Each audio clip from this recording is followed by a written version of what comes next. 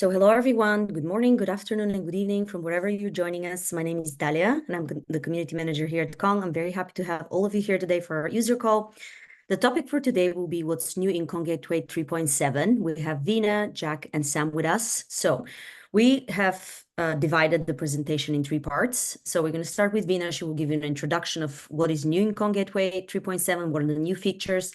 Then we will have a header propagation demo by Sam. And after that, we will conclude with an AI talk and an AI demo by Jack. I will let them introduce themselves, tell you what they do here at Kong. Let's take all of the questions at the end. You will see that there is a Q&A function on the bottom. So please use it to put all of your questions there and note in the chat so we can keep track of them. This webinar is being recorded, so we will upload the recording to our YouTube channel. I will put the link into the chat so you can subscribe and get notified as soon as it's ready. And you will also receive a follow-up email with the recording and some useful resources that you can use. So Veena, please take it away from here. Thanks, Dalia. Hello, everyone. Welcome to Kong Gateway 3.7 updates. My name is Veena. I am a product manager on the Kong Gateway team. I'll let Sam and Jack introduce themselves. Sam. Hello. Hey, my name is Sam. I'm from the Kong Gateway. I work in the engineering team. And yeah, for this release in 3.7, I mostly focused on developing this new header propagation module, which I'm going to present later. Thank you. Jack. Hello. So I'm Jack Tyso. I am predominantly in professional services in Kong. But I have been leading the first and second phases in development of this the AI features, so I'll be able to show you what we've got coming up. Very cool, thank you. So let's get started. Dalia mentioned all the agenda. We'll talk about the features in both the enterprise and OSS, and we'll hand over for the demo, and we'll keep questions open for questions at the end. So for the big announcements, in 3.6, we announced Kong AI Gateway as a beta offering, right around the 3.6 timeframe. And starting with 3.7, it has now gone GA. The AI Gateway is now GA, and it is also available in Enterprise EE for our enterprise customers. So what the Kong AI Gateway does, it allows you to expose a unified API, and you can consume multi, whatever LLM you may be using at your organization. So you run, govern, and secure all of the AI traffic while not worrying about the infrastructure, right? The AI Gateway takes care of that. This also puts the control back in the hands of the organizations. They can control how the AI is being used, put some guardrails for the developers and development teams, and also build that observability for the organization on all of the AI traffic. So that's the core of the AI Gateway. When it released in 3.6, following Kong's plugin architecture, the out-of-the-box plugins that came in 3.6 enabled turning your Kong Gateway into an AI Gateway. You could do prompt engineering with prompt decorators, prompt guard. You could transform both the request and the response that is coming and going, going to the AI and coming back from the AI before your applications consumed it. You could also build, centrally manage, the access to all the AI API keys. You could build templates, prompt templates centrally and manage. So all your teams could use the centrally managed templates. And you could also rate limit the AI as well, with the request going into AI. So all of that was available in 3.6, but starting with 3.7, we have 6 new plugins. 4 of the 6 are in both OSS and enterprise, while the 2 enterprise plugins are for enterprise customers only. Right. So I'll quickly run through this, and Jack will talk about it more in detail. The AI streaming enables you to build even more compelling AI experiences and build those real-time interactions, etc. You could leverage the AI streaming support for that. Previously, when we said we could use 6 or so LLM models, those were statically defined in the plugins, right? So the teams had to use one or the other LLMs. And with 3.7, that is now dynamic. It's not static anymore. So your different teams within your organization could be using or consuming different LLMs, and you can now dynamically manage that, each of them could dynamically manage that without having to statically put it in the plugin configurations. The 3.7 also supports Claude 2.1 messages. This is the one I believe we use to create those chatbots and virtual assistant type of applications. And now with the updated AI analytics and logging formats, you can now measure consumption across all the LLMs, right? So it gives you a nice dashboard of how the consumption is and into which of the LLMs you're consuming the most, and the teams are consuming the most, etc. So you can build that visibility as well. As far as the enterprise-only plugins, previously the AI rate limiting plugin, you could rate limit the number of requests going to the LLMs, right? So with 3.7, there's a new way you could limit based on the number of AI tokens that are being used. And in addition, there is also another service that you can integrate with called the Azure Content Safety. This is where if you wanted to validate your prompt against that service, you could leverage it. It's not for just Azure LLMs. It could be, you could be consuming any LLMs, but this content safety service will, you can detect and filter out some sensitive data from going to the LLMs. The next big announcement is Cloud Gateways is also GA. The Cloud Gateways is more of a, if you are looking for a hands-free option wherein Kong manages all of the infrastructure, all the gateways, etc., and you're just making use of the service. This is the option, right? So this is a hands-free. It's available for our Connect customers, and we announced the GA recently for this as well. Now, looking at some of the core capabilities in 3.7, Sam mentioned the propagation module.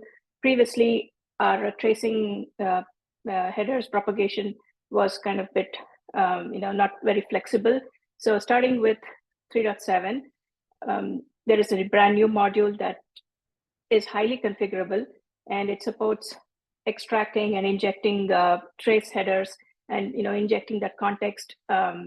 You support all the different formats for the headers, such as open tracing, Jaeger, etc.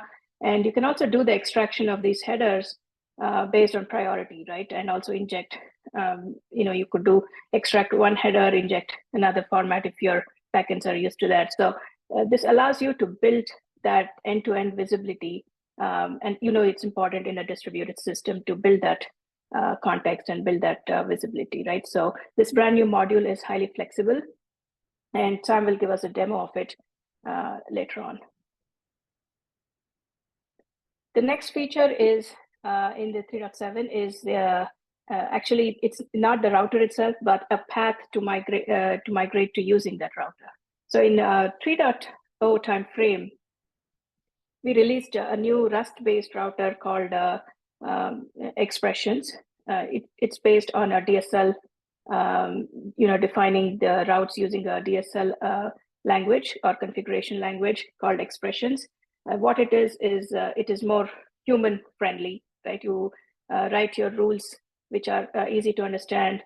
The advantage of this router was that it was optimized for performance, right? So the way you could bypass some of those expensive regex validations, and you could gain performance benefits from how the router was. And it also provided control over how you can order your how you want the routes to be evaluated. So you could construct the route in such a way that you could order which of the rules get evaluated first. So what this meant was you would have fewer routes than what you would with the traditional legacy option. It's much more expressive, human friendly, and overall you also got the benefits from the performance. This was great, but what it did not support was it was an all or nothing, right? So you could either use the legacy format or you could use the new Expressions format. There was no middle ground. So this was tough on the customers. We heard from a lot of customers saying they cannot just drop everything and migrate to the new format all at once. So they needed an easy way to do that. So that's what 3.7 enables, right? So within a single control plane, you can run both formats of the routes or the router, and you can migrate one route at a time or according to your cadence. So there is less downtime, and the upgrades are much smoother. So this is what the 3.7 enables. Here's an example of how the expression router route defined with the expression language would look like.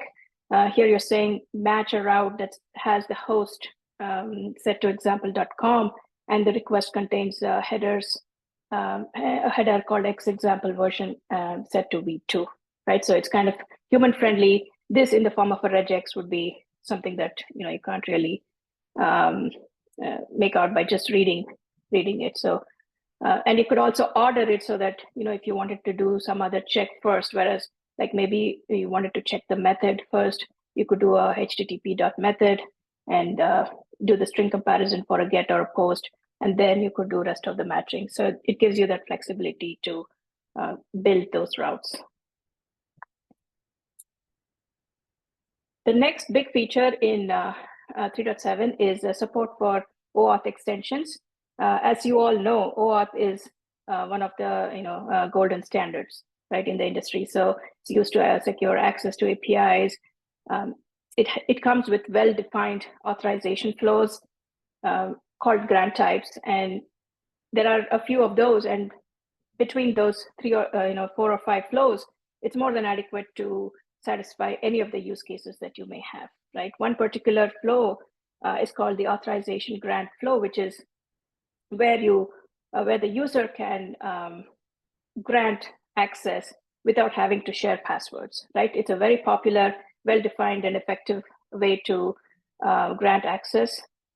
It's highly, it's widely used, but the problem is that all these flows, they have drawbacks as well, right? All these are made available as APIs, and the bad guys have found out ways that they can take advantage and misuse these APIs. So there are some drawbacks, and that's where the extensions come in. OAuth releases, the foundation releases these extensions, which are nothing but mechanisms to ensure the security of those workflows, right? So these are, by implementing the extensions, you're securing that the flows in general. So we'll run through these and we'll talk about each of them. You'll see a lot of acronyms. Mainly, this is applicable to the OIDC plugin. So this is an enterprise-only feature, as I have shown here that it's an enterprise-only feature. JAR, JARM, and PAR are the 3 extensions.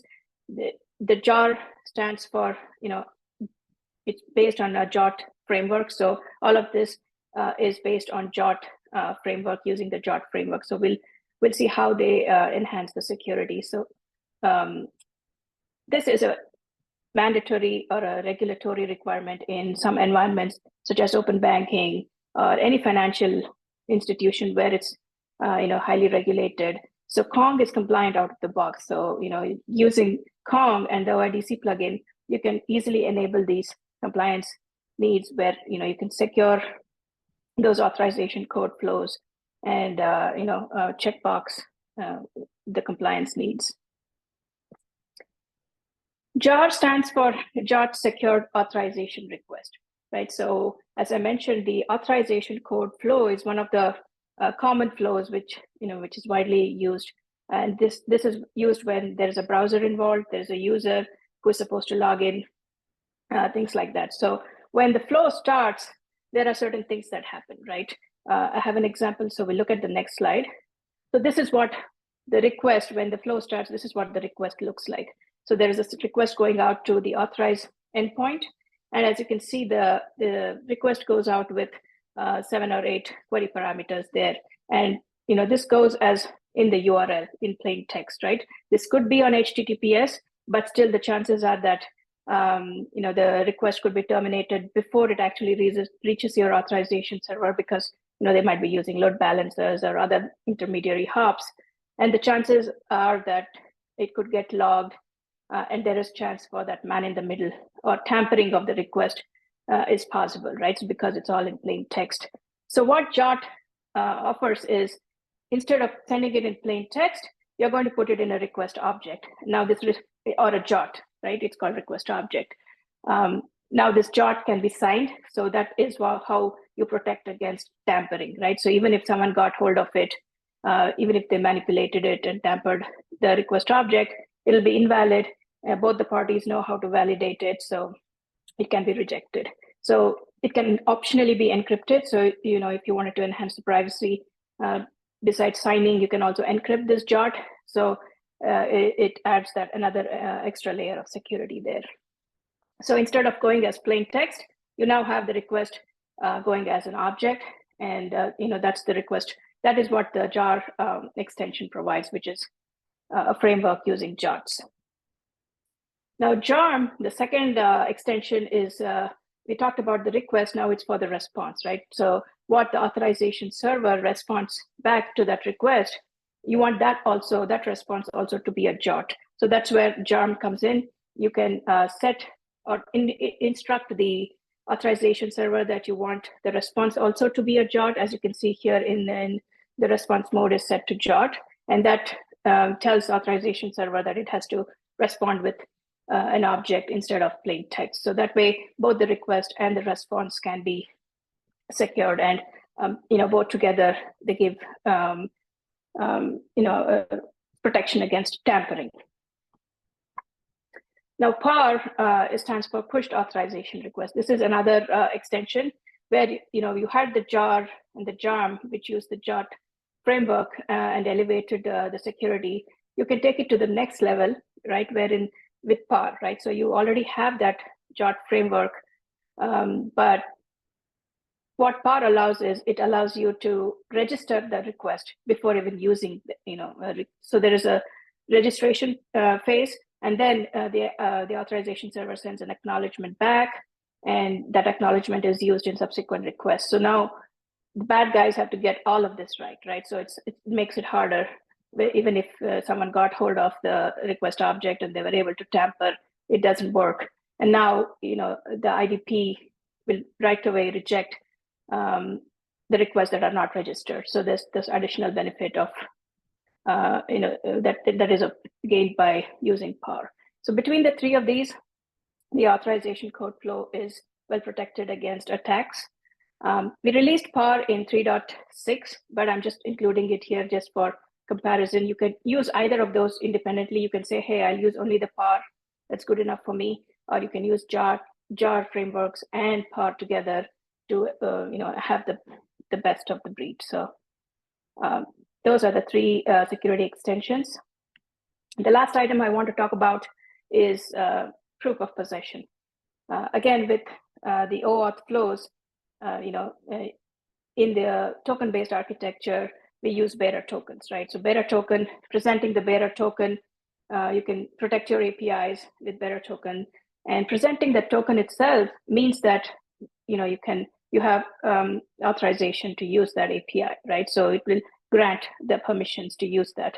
But the token is like money, right? So if you found money on the street, you can go take it and present it to a store. They'll not ask you a question of where you got the money from, right? You can buy whatever you want.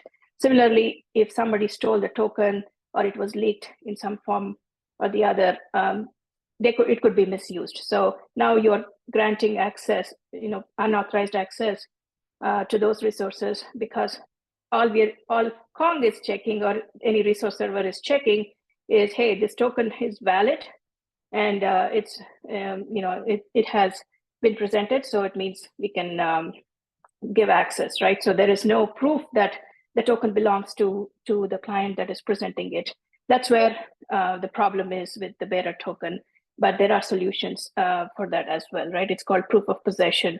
Now, along with the access token, you have to produce another artifact that says the token belongs to you. And there are two approaches to this solution. One is using the client certificates, using MTLS, and the second approach is using asymmetric keys. So in 3.5, we released the MTLS, the solution number 1, which is using the MTLS. You use client certificates, and both the certificate and the token are presented. And in this release 3.7, we also offer solution number 2, which is using asymmetric keys, right? So the way that works is you have, there's 17 steps. I won't be going through each of this, but the gist of this is when the client obtains the token from the authorization server, it issues a token based on, a proof being presented to it. And now when the client is ready to consume the APIs, it has to present the access token as well as that proof, that kind of ties both of them together. So now Kong is expecting an access token as well as a proof. And using those two artifacts, it's able to tell that the token belongs to that client and give access only if it matches. Now, if somebody gets hold of a token, or if it's stolen or leaked or whatnot, they won't have the second artifact matching. So Kong will reject right away, and that's how you secure this better token flow, wherein it adds this additional layer of security. Again, this is another requirement in open banking where they have to prove they have to secure with the proofs. That brings me to the end of my presentation. I will hand it off to Sam. Let me stop sharing. All right. Hello, everyone. Again, let me just share my screen and we can start. So I'm going to present the new tracing header propagation module, like I said before. This is a core module that is used by tracing plugins. So it's going to be particularly interesting for users of the OpenTelemetry or the ZipKing plugins. We are in the context of observability and tracing. So we're going to go through a quick introduction to what header propagation is. And then we're going to see how it currently or previously worked in Kong and how it currently changed with this new feature with a quick demo. So tracing header propagation. So when we talk about tracing headers, we're talking about headers that are used by different systems that are involved in distributed tracing to basically exchange information about the trace that they are contributing to generate. So I have a quick example here. For example, let's say that there is a request coming into some system A with no tracing information. So essentially, there's going to be a new trace generated here with the trace ID of 1A to B3C. And a new span, which is going to identify the work done by service A in this case, which we will call 123. So what happens here when this request is then forwarded from one system A to B, since they are part of the same request, they will be part of the same trace, they use tracing header propagation to give information about the trace that was just generated. So this X trace ID header is used to identify the current trace with its ID. And then this X parent ID is going to pass the span ID that identifies the previous system so that service B can use that information to extract the tracing context and use it to create the proper hierarchy. So when the span for service B is generated, it will use this context information to attach to the correct trace and to use, in this case, span 123 as the parent of span 456. So basically, we end up with a trace that looks something like what I represented down here. So essentially, tracing header propagation is useful when different systems need to interact and give each other information about the trace that they are generating. Right, so this is an example of some imaginary tracing headers. I'm using X trace ID, X parent ID, but this is what actual tracing headers formats look like in the real world. These are a few of the formats that Kong supports. So we have, for example, W3C, which defines the trace parent header, then ZipKing, Datadog, and so on. What they have in common is they all have somehow a way to identify the trace. So they have this long ID here, which is the trace ID. And then they represent other information in different formats. So now propagation in Kong and how it used to work.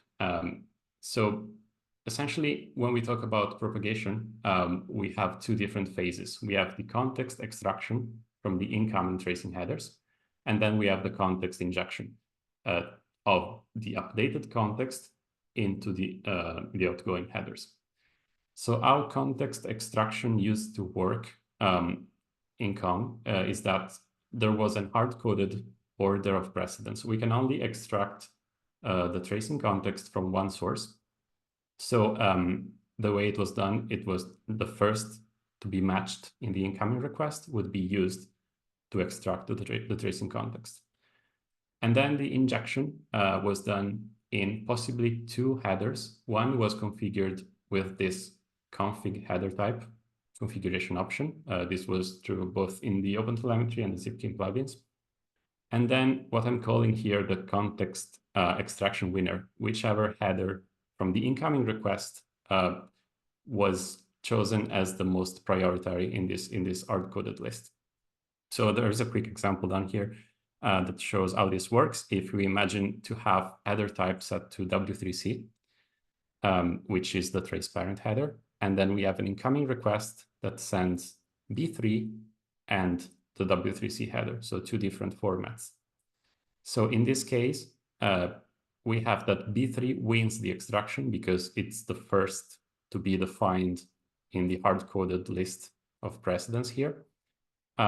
But injection actually occurs in both B3 and W3C because of the configured header type up here. So we would end up with this kind of situation here where both the B3 and trace parent headers are injected the tracing context that, as you can see, we have an ABCD trace ID, which comes from the B3 header. Right, so this was a bit convoluted to set up and a bit even hard to understand, and there were a few limitations.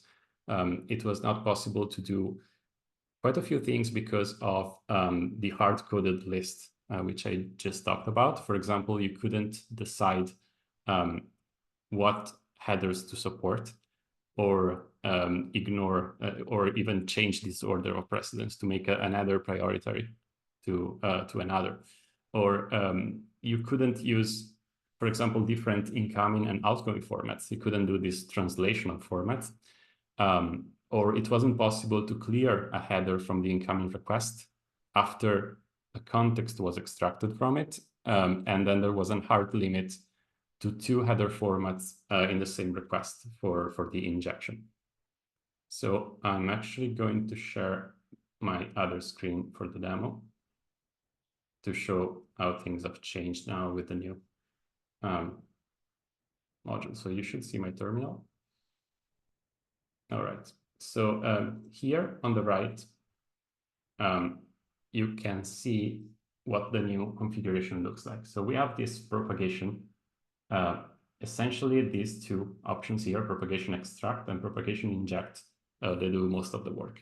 So propagation extract allows to define the list of header types, of header formats that we want to support. So it's possible to do one of the things we couldn't do before. So limit what tracing headers we support. And also the order that they appear in this list is going to define the order of precedence that we're going to use. So this is not hard-coded anymore. We can customize it. Inject is simply all the other formats that we want to use for injection. So in this case, we're going to have B3 single and W3C. So let's see how this works by sending a very simple request. So I have an echo API that shows what the upstream is receiving. And as you can see, as we configured it for B3 single and W3C, we have the B3 header here and the trace parent, both populated with an auto-generated trace ID that is going to change every time I send a request.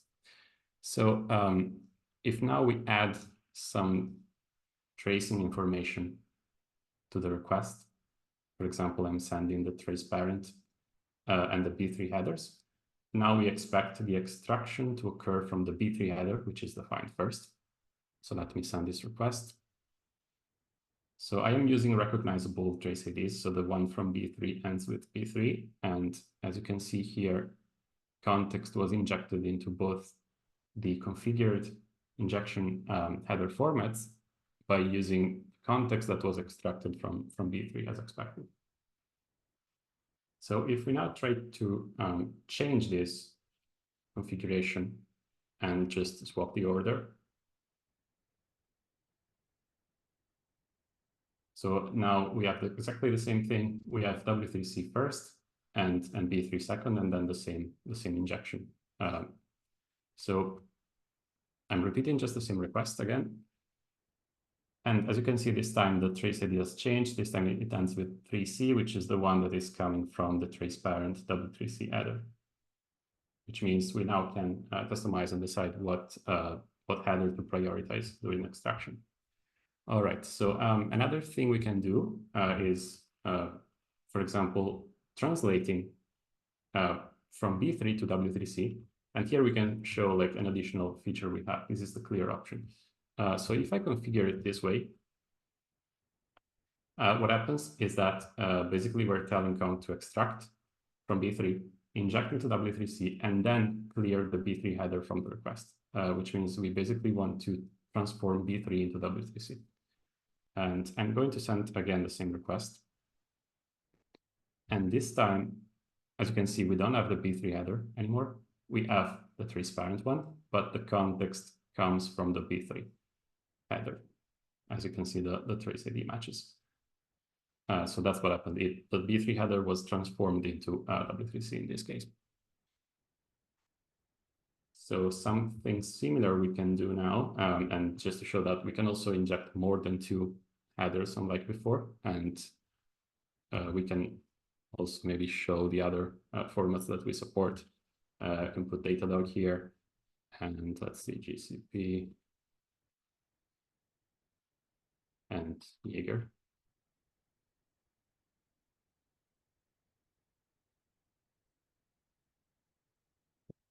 Everything. So basically what we expect this to do is to extract again the context from B3, and this time inject it into all of the other formats. So we expect to see a lot of headers this time. And yeah, as you can see, there are many. There is B3, Open Tracing, AWS, Datadog down here. What they all have in common is that the trace ID comes from the B3 header, which is what we defined in the extraction section. All right. There is one more thing I wanted to show, which is a special keyword that we can configure in the inject, which is called preserve. And to show this, I'm going to set, for example, OT. So what preserve does, it's basically a placeholder for a dynamic injection of whatever header was detected during extraction. So you can set whatever you want up here. The header that that wins the extraction is going to also be used to inject the context. So I'm going to use a slightly different request this time. I'm going to send B3 and OT, which are the first 2 defined here, and we expect B3 to be priority. And of course, I forgot to reload probably. Hang on a second.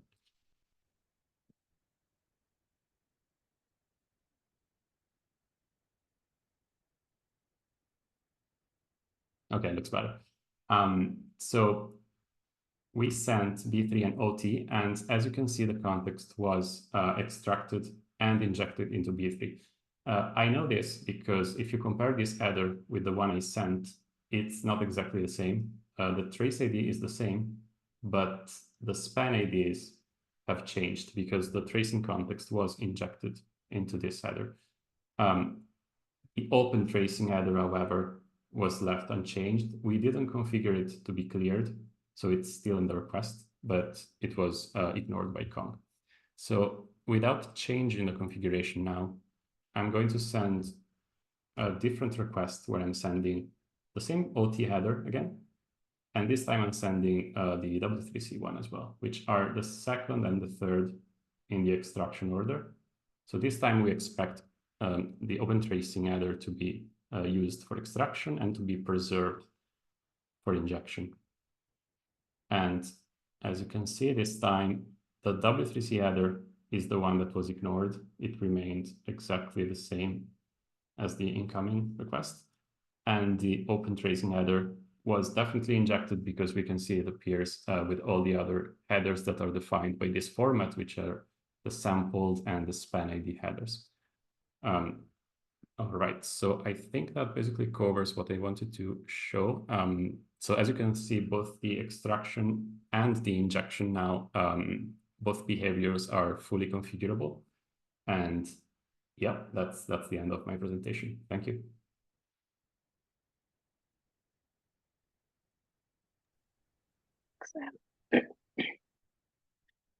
Jack, handing over to Jack for AI. Yes, hello, right.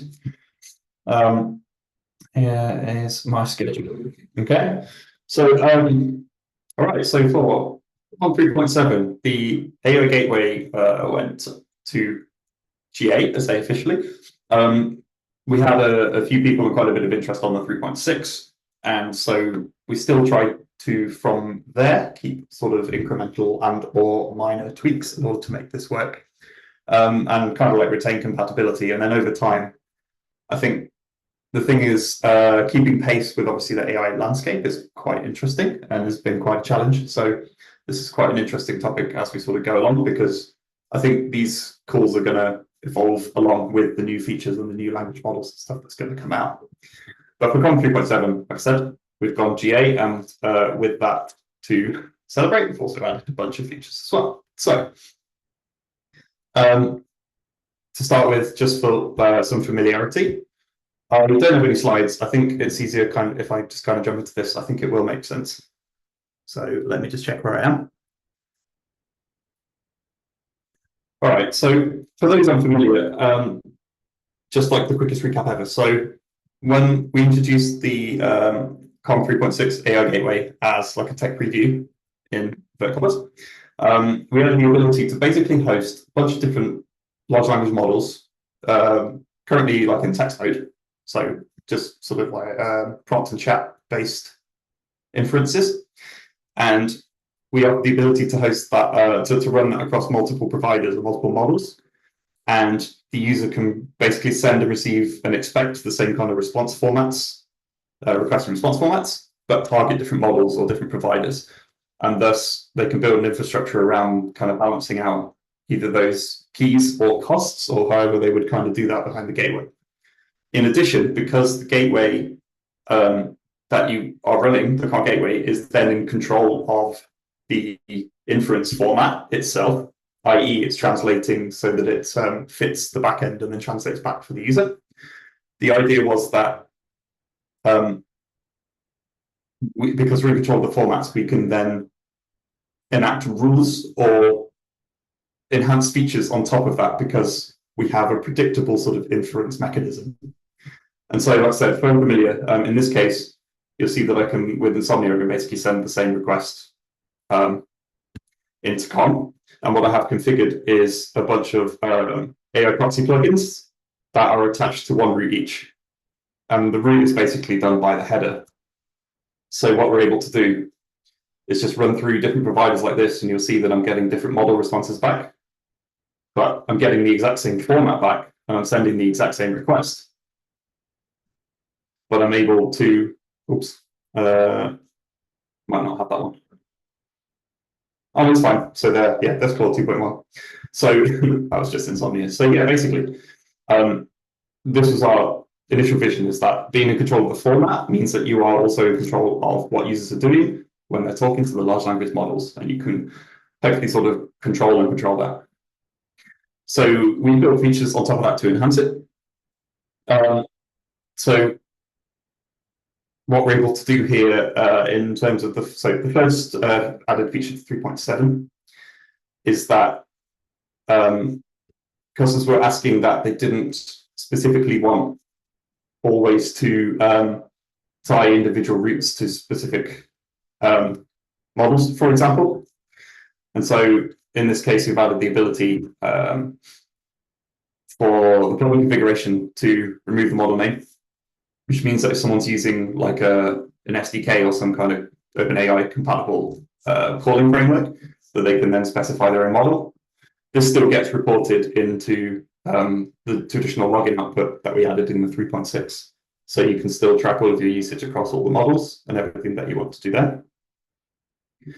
But obviously now that, like I said, now we're in control of the formats, what we're able to do is we've been able to expand just from sending like a static short inference format that was the messages array, is that now we can sort of start to add support for anything else OpenAI compatible that's coming out through these SDKs. And so what we have in this case, for example, is we've added token streaming. This is a huge technical challenge, and it's really interesting. To be able to intercept the different providers' chunking formats on response and then translate those into like OpenAI SDK compatible response chunks is incredibly interesting.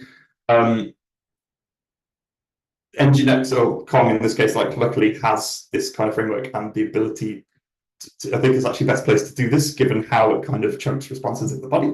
That's a bit of a technical thing. But what we're basically able to do here, for example, is define a bunch of routes that also define their static model name. And so in the SDK, we just pass none. But you'll see what I can do here is essentially run like the same Python code that I might be piping into some kind of chatbot. And I can actually pull out streaming responses straight through the OpenAI SDK, but this is actually going to Anthropic. Or I can pass this to Cohere and I can do the same. And you'll see it running the exact same code and getting similar responses, but across these completely different models, different backend providers.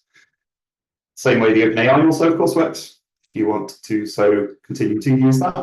And obviously, Azure is like OpenAI compatible 99-ish%. So that also works the same. So that's one technical hurdle we managed to do, is that now you can plug it into your existing like inference or sort of data following code that you probably have in Python, NumPy, that kind of stuff. And we can basically you can build your own chatbots on top of this. And then in future, when we add stuff, like we can build more features on top of this because again, we're in control of the format. So this streaming requests is just enabled either by the user, they can just set their stream to raw files as usual. And what they're able to do here is it will also run the same like prompt transformer plugins that you might be familiar with in the 3.6. So that includes the guarding against certain phrases and decorating prompts and that kind of stuff. So all of those features plug straight into here and you just get the streamed response back. In addition, because now I said we can support this SDK, a limit for OpenAI compatibles only, but we're going to keep adding them, is that we can support function calling.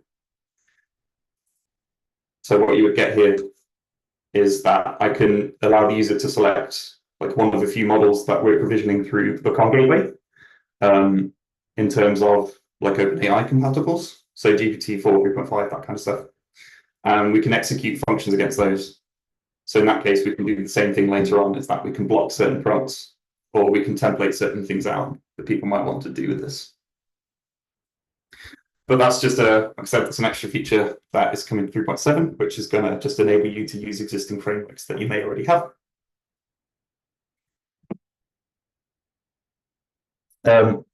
What we also have here is the ability to, we already planned the idea that you can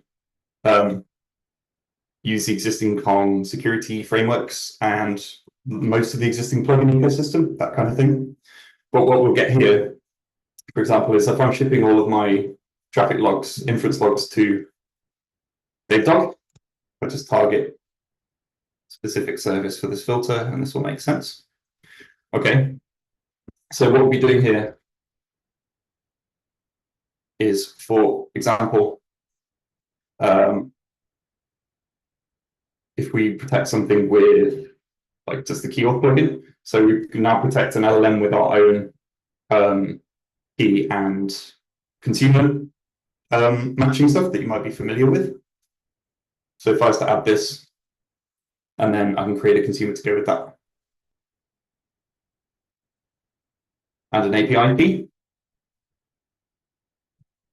So just add the API key of Jack. Then just by snapping that in, we're now protecting our large language models from users or specific scopes. So this obviously works with all the familiar com plugins stuff like security plugins that you may be familiar with, like I said. So we can also do role-based access control against different models. So you might need to have a specific Kong ACL or like JWT scope or claim in order to be able to execute like a more expensive model, for example. So what you would get here is I'll be able to add the API key for Jack. And hopefully demos will execute.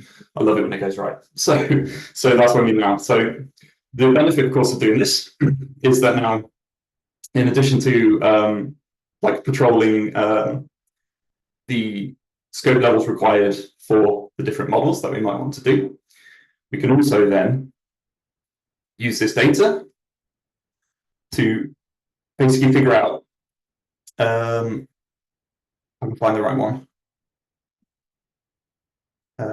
It's just coming in a second. Okay.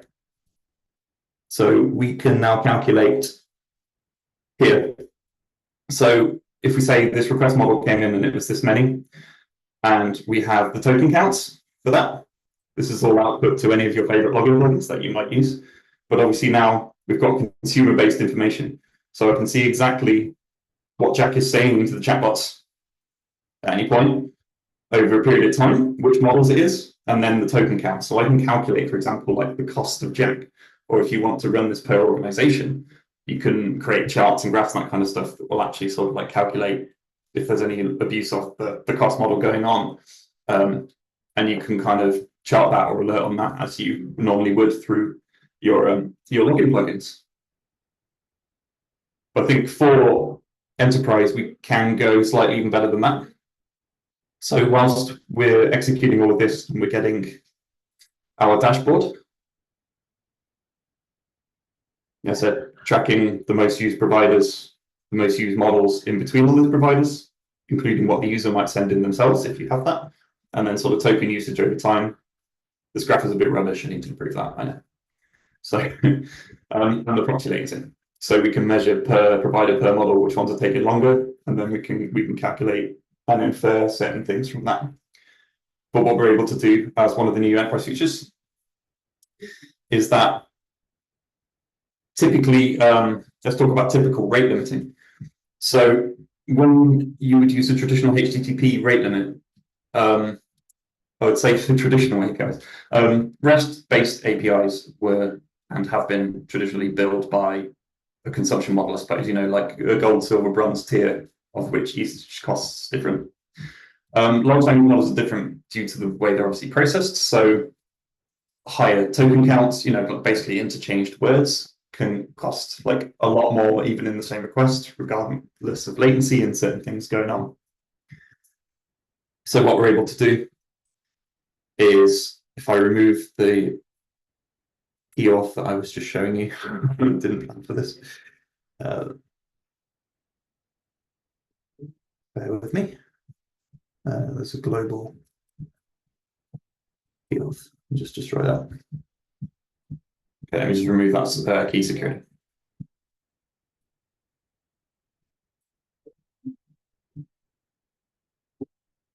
So what we'd essentially be able to do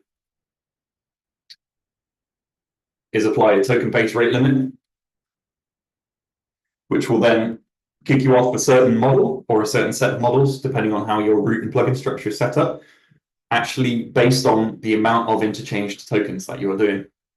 So what you'll see here is, just like the rate limiting advanced type plugins that we've seen, you now get XAI rate limit, AI rate limits coming back. So it's telling you can execute 50 tokens upon every 10 seconds and how long you need to back off for.